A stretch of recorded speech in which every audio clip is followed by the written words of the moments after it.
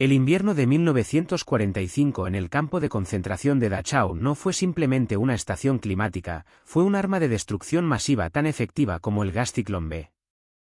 Las temperaturas cayeron a mínimos históricos de 20 grados bajo cero, convirtiendo el recinto en un páramo blanco y cristalizado donde la sangre se congelaba en las venas y los hombres caían muertos durante el recuento matutino, rígidos como estatuas de hielo antes de tocar el suelo. El frío era una presencia física, un depredador invisible que mordía la piel expuesta, ennegreciendo dedos y orejas con la gangrena de la congelación, y que se filtraba a través de los delgados uniformes de algodón rayado que ofrecían la misma protección térmica que una hoja de papel.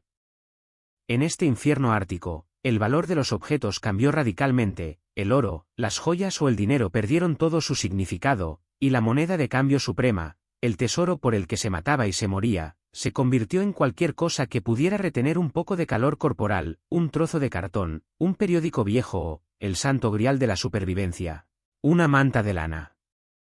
Víctor, un arquitecto de 30 años que había sobrevivido 3 inviernos en el sistema de campos gracias a su capacidad para volverse invisible y a una resistencia física estoica, observaba este mercado de la desesperación con ojos cansados. En su barracón, el prisionero más vulnerable era el viejo Saúl, un antiguo sastre que había llegado en el último transporte, ya debilitado y tosiendo. Saúl no tenía la astucia de los veteranos ni la fuerza de los jóvenes, era un hombre amable que compartía su escasa ración de pan, una bondad que en Dachau solía ser una sentencia de muerte rápida. Víctor había intentado protegerlo, compartiendo su calor corporal en las noches gélidas, pero sabía que sin una capa extra de abrigo, Saúl no sobreviviría a la próxima tormenta de nieve que se avecinaba. La muerte lo rondaba, pintando sus labios de azul y ralentizando sus movimientos hasta el letargo. Sin embargo, el milagro ocurrió una mañana gris. Saúl, rebuscando entre los restos de un transporte de prisioneros recién llegados que habían sido enviados directamente a las duchas, encontró un objeto prohibido que había pasado desapercibido para los guardias, una manta de lana gruesa, de color gris civil, pesada y maravillosamente cálida. No era una manta reglamentaria del campo, llena de agujeros y piojos, sino una pieza de calidad doméstica que alguien había traído en su equipaje con la esperanza ingenua de usarla. Saúl se envolvió en ella con lágrimas en los ojos, suspirando mientras el tejido retenía su escaso calor. Por primera vez en semanas, el color volvió tímidamente a sus mejillas. Víctor sonrió al verlo, sintiendo un alivio vicario. Aquel trozo de tela significaba la diferencia entre despertar mañana o ser arrastrado a la pila de cadáveres. Pero la alegría en el campo era siempre efímera y peligrosa. El Rottenführer Hoffmann, un guardia conocido por su temperamento gélido y su estricta adherencia a las normas, estaba patrullando el sector. Hoffmann no era un sádico ruidoso, era un burócrata del dolor, un hombre que castigaba las infracciones con una calma metódica que resultaba más aterradora que la ira. Cuando sus ojos de halcón se posaron en la figura de Saúl envuelto en la manta civil, Víctor sintió un vuelco en el estómago. El uso de ropa no reglamentaria estaba estrictamente prohibido, considerado un acto de contrabando y desobediencia. Víctor esperó que Hoffmann simplemente confiscara la manta y gritara un poco, pero lo que sucedió fue de una violencia que dejó a todo el comando paralizado. Hoffmann cruzó el patio con pasos largos y decididos, ignorando a los demás prisioneros. Al llegar a la altura de Saúl, no pidió la manta, se abalanzó sobre el anciano con una ferocidad repentina. Agarró la lana con ambas manos y tiró de ella con una fuerza brutal, haciendo girar al frágil anciano como un muñeco de trapo. Saúl, sorprendido y aterrorizado, intentó aferrarse a sus salvavidas, suplicando con un hilo de voz, pero el guardia le propinó un empujón violento en el pecho que lo envió de espaldas a la nieve helada. Hoffmann arrancó la manta de las manos del viejo, dejándolo expuesto de nuevo al viento cortante que aullaba en el patio. El contraste fue desgarrador, el guardia de pie, fuerte y abrigado con la manta robada en las manos, y el anciano en el suelo, temblando incontrolablemente, despojado de su única protección contra la muerte blanca. Si esta escena de crueldad absoluta te ha indignado y quieres entender por qué un ser humano dejaría a otro morir de frío por un simple trozo de tela, es vital que apoyes este canal ahora mismo. Dale un fuerte me gusta a este vídeo para denunciar el horror, suscríbete a Ecos del Holocausto y activa la campana para no perderte la continuación. Además, déjame un comentario abajo, ¿qué habrías sentido tú en el lugar de Víctor, viendo cómo condenaban a muerte a tu amigo por pura maldad? La brutalidad del acto dejó un silencio sepulcral en el patio, roto únicamente por el silbido del viento y los sollozos entrecortados de Saúl, que intentaba levantarse del suelo congelado con extremidades que ya empezaban a fallarle. Víctor corrió hacia él, arriesgándose a recibir un golpe, y lo ayudó a ponerse en pie, frotándole los brazos frenéticamente para generar algo de fricción y calor. Miró con odio hacia la figura del Rottenführer Hoffmann, que se alejaba marchando hacia la zona de los incineradores con la manta bajo el brazo, sin mirar atrás ni una sola vez. Para Víctor, aquello no había sido una simple confiscación disciplinaria, había sido un asesinato.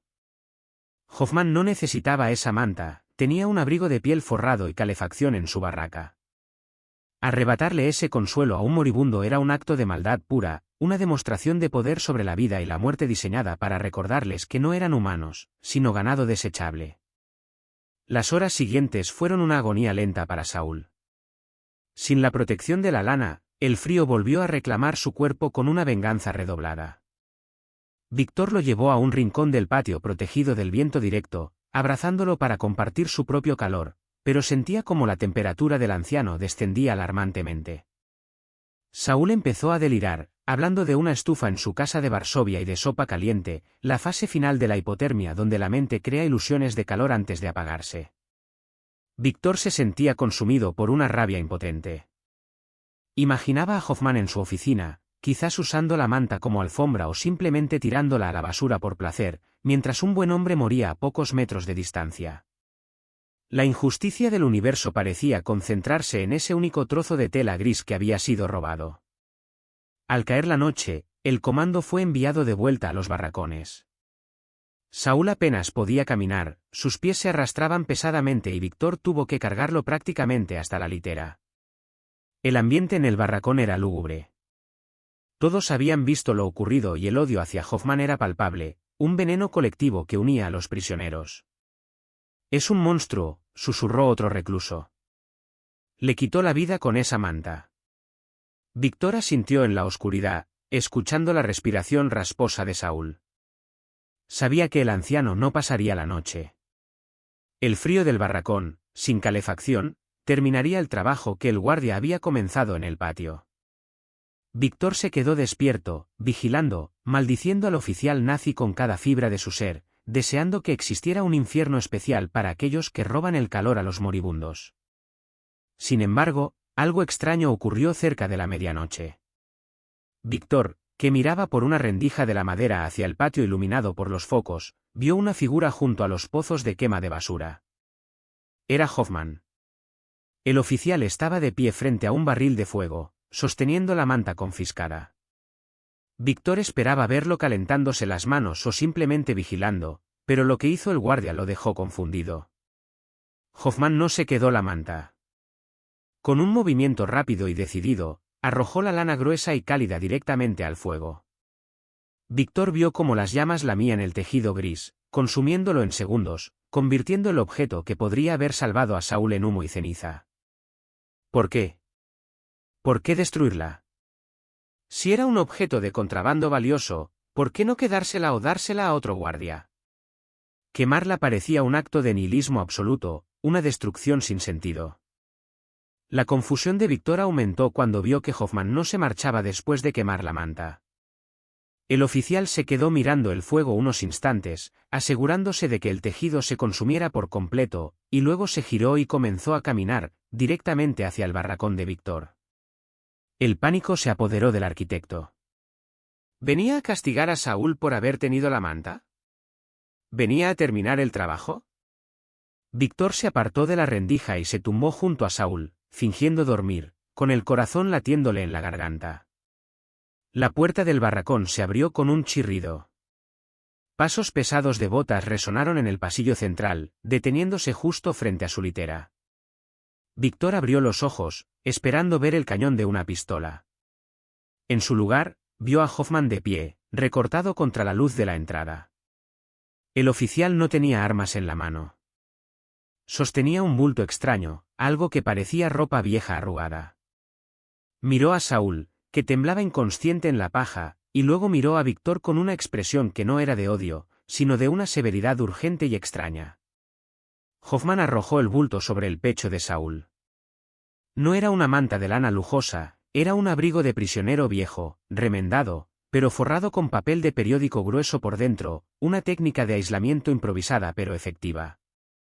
Víctor miró el objeto y luego al guardia, totalmente atónito. «Esa manta», susurró Hoffman con voz ronca, cuidando que nadie más lo oyera. «Esa manta que encontró, la trajo un transporte de Terezín. Estaba infestada». El oficial hizo una pausa, mirando hacia la puerta por si venía algún superior. Vi los piojos moviéndose en la trama cuando se la puso. Piojos del tifus. Si hubiera dormido con ella esta noche, mañana todo el barracón estaría infectado. Y entonces os gasearían a todos para contener el brote. Víctor sintió que el mundo giraba. Hoffman no había robado la manta para matar a Saúl, la había robado para salvar al barracón de una epidemia mortal. La había quemado para matar la plaga. Si quieres saber cómo reaccionará Víctor ante esta verdad y el destino de Saúl con su nuevo abrigo, suscríbete ahora a Ecos del Holocausto y dale un me gusta a este vídeo. La revelación del Rottenführer Hoffman cayó sobre Víctor como un bloque de hielo, paralizando su capacidad de reacción inmediata. Su mente luchaba por reconciliar dos realidades opuestas, la imagen del bruto que arrastraba a un anciano por la nieve y la del hombre precavido que acababa de evitar una catástrofe biológica. El tifus exantemático, transmitido por los piojos, era el jinete del apocalipsis más temido en los campos. Una vez que entraba en un barracón, se extendía como un incendio forestal, diezmando a cientos de hombres en días. Y la respuesta estándar de la administración de las SS ante un brote no era la medicina, sino la desinfección total, un eufemismo burocrático para enviar el bloque entero a las cámaras de gas. Al arrebatar violentamente la manta infectada y quemarla, Hoffman había actuado como un cortafuegos humano, tomando una decisión ejecutiva brutal pero necesaria que ningún prisionero, cegado por la necesidad inmediata de calor, habría podido tomar. Hoffman permaneció allí un segundo más, observando cómo Víctor procesaba la información. «Este abrigo está limpio», añadió el oficial, señalando el bulto que había arrojado. «Era de un muerto de esta mañana que no estaba enfermo. Tiene papel y paja dentro. No es lana, pero no te matará». Había un tono defensivo en su voz, como si le molestara tener que justificar sus acciones ante un prisionero judío, pero al mismo tiempo, una necesidad humana de ser entendido. Hoffman no quería gratitud, quería eficiencia. Había salvado su sector de un problema sanitario, sí, pero al traer el reemplazo, había cruzado la línea de la simple gestión de recursos hacia la compasión individual. Podría haber dejado a Saúl congelarse sin manta y problema resuelto, pero había vuelto con una alternativa segura. Cuando el oficial se marchó, cerrando la puerta tras de sí, Víctor se abalanzó sobre el abrigo. Lo examinó frenéticamente bajo la escasa luz, buscando los temidos puntos negros de los piojos, pero Hoffman decía la verdad, las costuras estaban limpias y el forro estaba relleno de capas de periódico alemán y paja seca, un aislante sorprendentemente efectivo.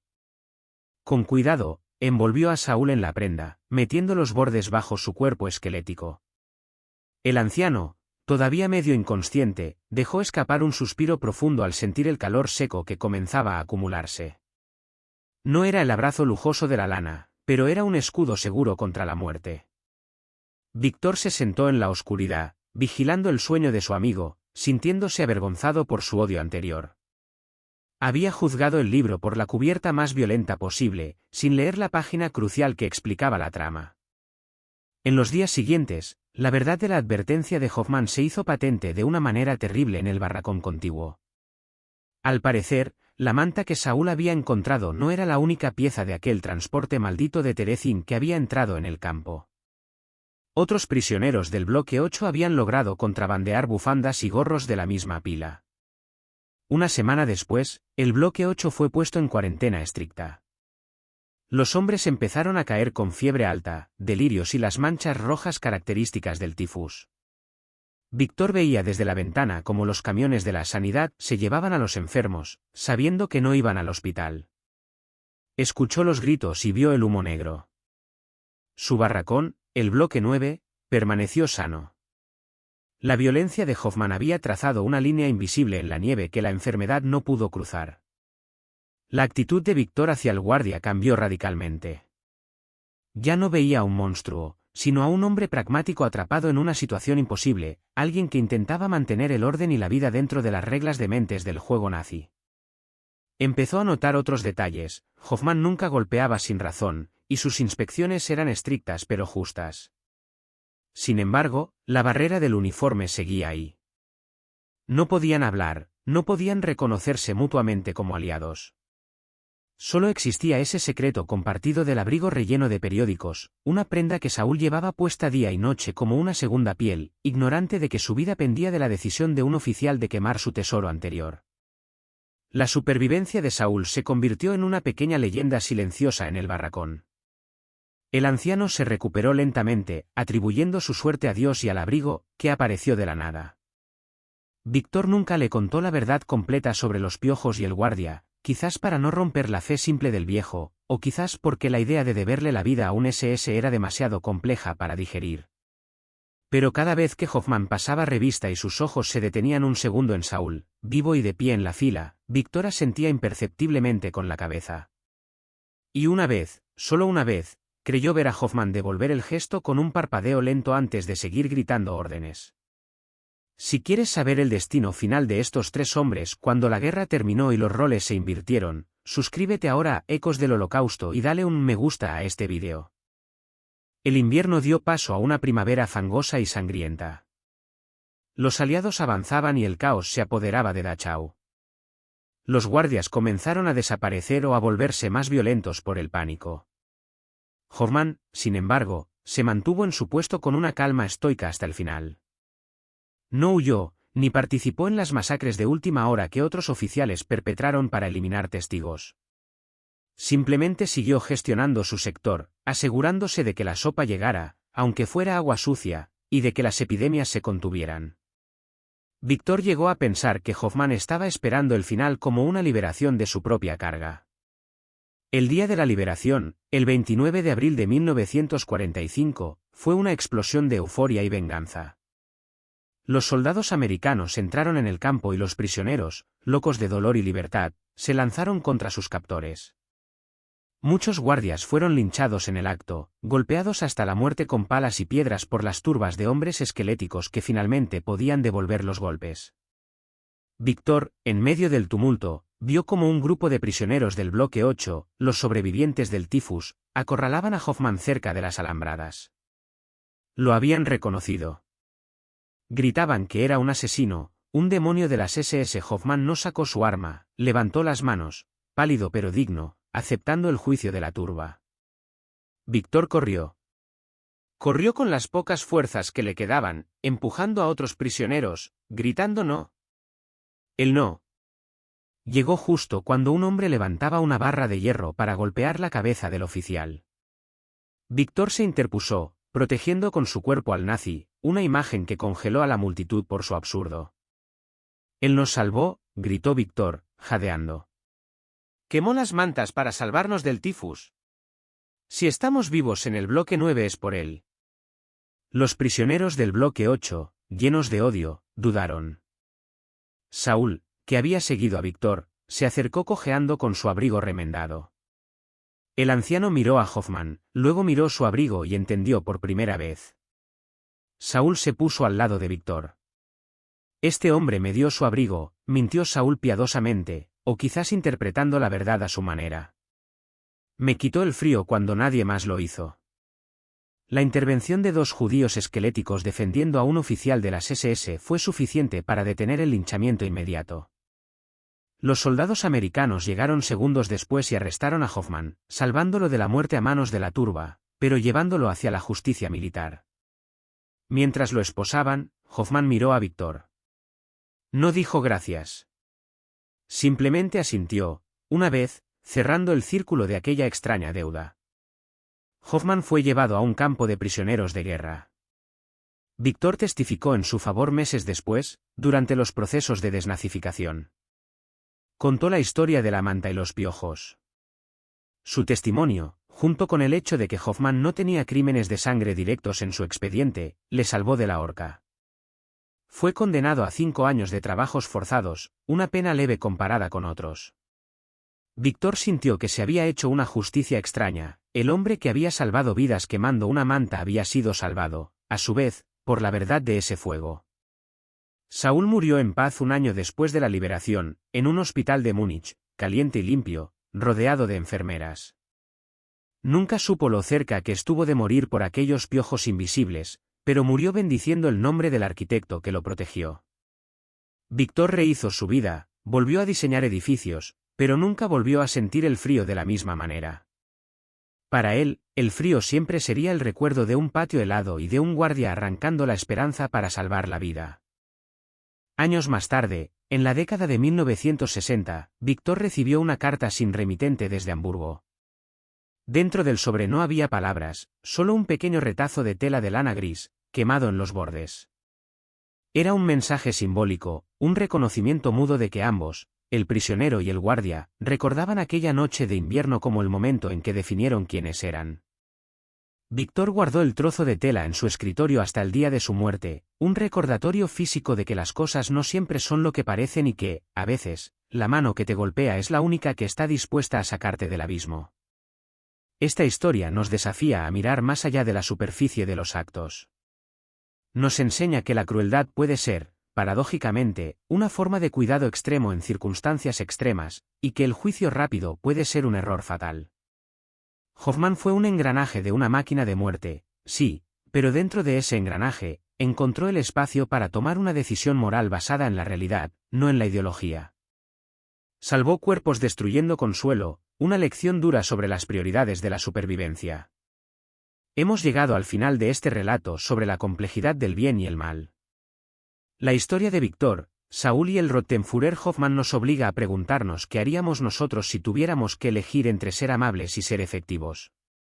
Si esta historia te ha conmovido, te pido por favor que te suscribas al canal Ecos del Holocausto y le des un me gusta a este vídeo.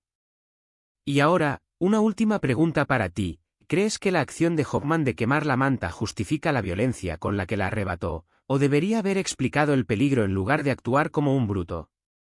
Déjame tu opinión sincera en los comentarios.